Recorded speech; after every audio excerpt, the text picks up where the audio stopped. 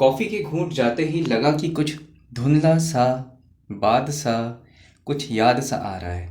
और वो ये था कि मेरे नए घर की बालकनी के पास से तार पर कुछ कपड़े फैले हुए हैं और शायद मैं ये देख रहा था कि कपड़े मैं फैला रहा हूँ।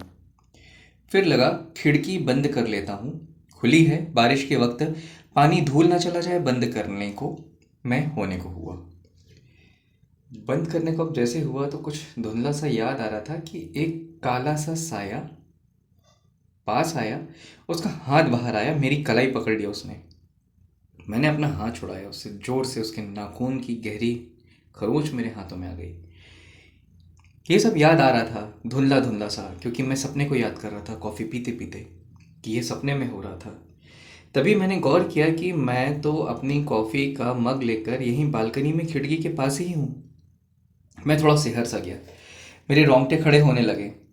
मैंने हाथ देखा, थोड़ा घाव भर रहा था।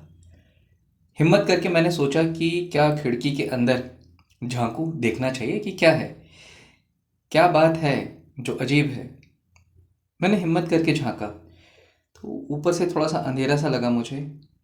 अंधेरा सा था, अंधेरा सा था। और वो एक खिड़की स्टोर रूम से लगी हुई थी, स्टोर रूम के पास से जुड़ी खिड़की थी वो। वहाँ एक पुरानी चेयर दिखी मुझे, ओल्ड चेयर थी, उस पर कोई ऐसा लग रहा था कि कोई बैठा है। मैंने गौर करना चाहा तो वाकई वहाँ कोई बैठा था। हाँ, कोई अंधेरे में बैठा था। शायद वो उठ खड़ा हो रहा था। मैं पीछे होने को लगा, तभी अचानक से वो खिड़की के पास आ गया। तेजी से उसका चेहरा देखकर मेरी तो पेशाब ही आने को थी। आंखें जैसे मवाद से भरी हों उसकी, चेहरे गाल में गहरी फटी हुई दरारें, खून रिसता हुआ। मैं तो वहां जोर से पीछे हट गया। उसकी हंसी मैंने महसूस की मेरे कानों में। हा हा हा हा हा हा। और उसने मुझसे कहा, तू यहाँ क्यों आया है? कौन है तू? कौन लाया है तुझे यहाँ? कौन है?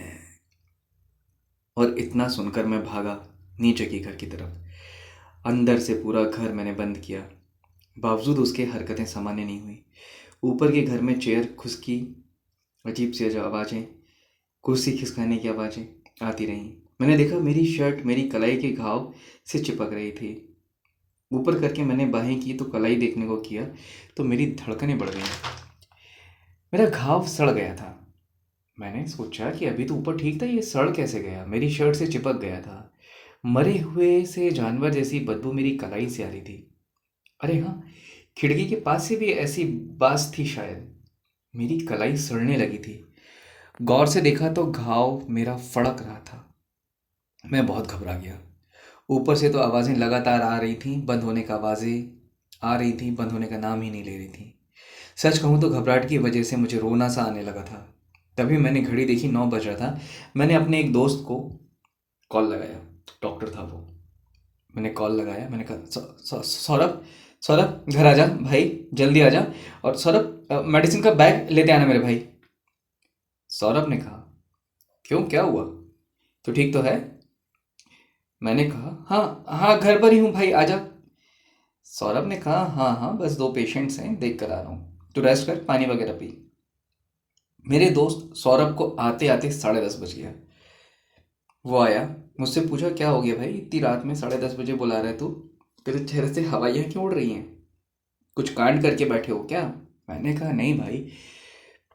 फिर उसे मैंने सपने वाली बात बताई, शाम वाली, बालकनी, खिड़की वाली बात बताई। तो वो भी हैरान हो गया। अब मैंने उसे अपनी कलाई दिखाई और कलाई का घाव दिखाया, और वो भी ये कलाई देख कर चौंक गया। उसने पूछा मुझसे, ये कब, कैसे हुआ? मैंने कहा उसे, मैंने कहा सपने में हुआ, जाग के बैठा तो ये हाल था। तब तुम्हें शाम को, रात को कॉल लगाया और तुम्हें बुलाया। ये सब मैं सपने में देख रहा था। जो मैंने तुम्हें सपने की बात बताई कि ऐसा हुआ है, मैं सपने से जागा तो वाकई ये सब था। तो दोस्तों, आपको कहानी हमारी कैसी लग रही है? अधिक से अधिक हमारे चैनल को सब्सक्राइब करें, जुड़ें। इसका सेकंड पार्ट जल्द ही आपके सामने लाने की कोशिश रहेगी। आशा करता हूँ आपको कहानी अच्छी लग रही होंगी। हमारे चैनल को सब्सक्राइब करें और कमेंट्स करके हमारी हौसला अफजाई करें। धन्यवाद मित्रों।